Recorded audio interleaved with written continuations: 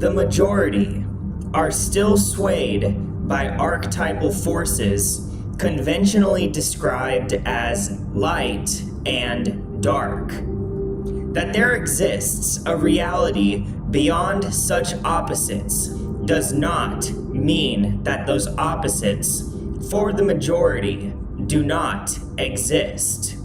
They exist and exert influence until they are confronted and transcended.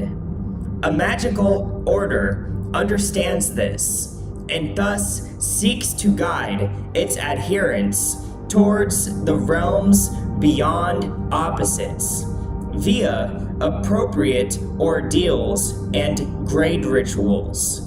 That is, via the fires of experience. That some, and they are very few, may attain this transcendence does not mean that such archetypes cease to exist for others, or that the realms beyond opposites are any more real. Each realm, from those symbolized by initiate to magus, expresses a reality in the process of evolution and cannot be accurately comprehended in linear terms. In one practical sense, what is good and what is evil may be said to exist, since these are the concepts at this point in time by which a society views the world, by which life, for the majority, is still influenced. That the definition of moral absolutes may alter over the ages does not itself alter the essence by which they affect the process of human living. This bifurcation still exists because that is the nature of our species at present, as it has been for centuries, despite the many external changes that have occurred, and despite the intellectual musings of philosophers and occultists alike. This is unlikely to begin to change beyond its current primary level until the emergence of the next aeon, some 400 years from now. Thus, a rite such as the genuine Black Mass still possesses real magical purpose for individuals at a certain level of their development, as well as contributing to the necessary broader aeonic changes. Such a rite accesses Nazarene Magian energies and then redirects them in a sinister way. And as has been stated elsewhere in Order of Nine Angles manuscripts, the Satanist does not believe in the reality of God or the divinity of the Nazarene, only that others so believe. Thus, there is still great relevance in promoting and practicing a system of genuine black magic, which aims to counter the works of those who promote and practice magic of the white variety. In terms of the psyche of the West, a cosmic battle must still be played out if a synthesis is to be achieved by civilization as a whole. In esoteric terms, this is to say that our civilization has not as yet evolved to the stage of adeptship. The goal of the sinister initiate is to aid this aeonic synthesis, and the methods by which they achieve this for the majority will differ in many instances from those which enabled this achievement for them as individuals.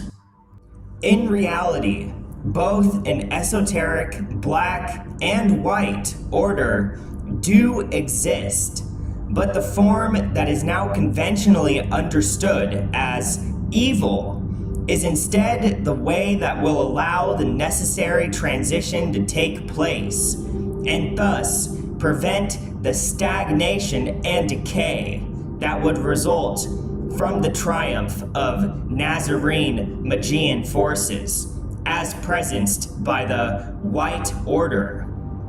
In the most profound sense, therefore, it is the sinister path that enshrines what is genuinely divine and life-enhancing. In this very real cosmic battle, Satan does not feature as some Judeo-Nazarene device to oppress the folk, but as a numinous symbol for our civilization of all that defies the counter-evolutionary forces of the Nazarene Magian. What is rarely expressed, however, is that such counter-evolutionary forces are part of the process of cosmic change, part of the veerd of Western civilization. For without such opposition, there is no real evolution, no triumph of the will, and no life. Thus, to oppose such counter-evolutionary forces is to positively aid aeonic evolution and bring the integration with nature so often sought by those who follow an occult way. It has been often said that opposition and the identifying of enemy forces, sometimes mistakenly described as scapegoats, is now counter-evolutionary and somehow old aeon. This is a tragic forgetting of what we, as a Western race, are and will always be: hunters and warriors. And it is through the opposition which we do draw to ourselves by virtue of what we are, that we are able to struggle, fight, and thus evolve. If our instincts are still healthy and intact, we will know the forces that are working against us, and consequently how to combat them in defense of the honor of our veerd.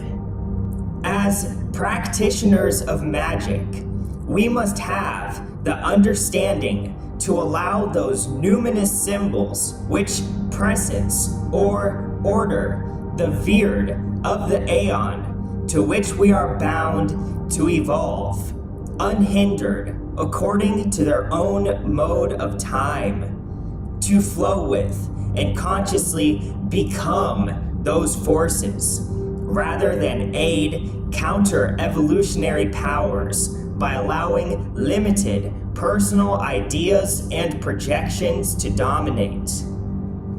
Real practitioners of aeonic magic do not project their own understanding onto the society of their time, as they do not seek in their practices to elevate the understanding of their contemporaries by willful self-expression. Changes in the collective psyche will take much longer than one lifetime, and will instead swell in waves over aeons. Thus, a genuine practitioner of aeonic magic works with the raw materials and possibilities that characterize the society of their time. They do not work beyond practical boundaries. And in this, importantly, an aeonic magician is not swayed solely by the desire to witness the fruits of their understanding in their own personal lifetime. They plan for centuries ahead and embody in their being the slowness of evolution, the wisdom of ages.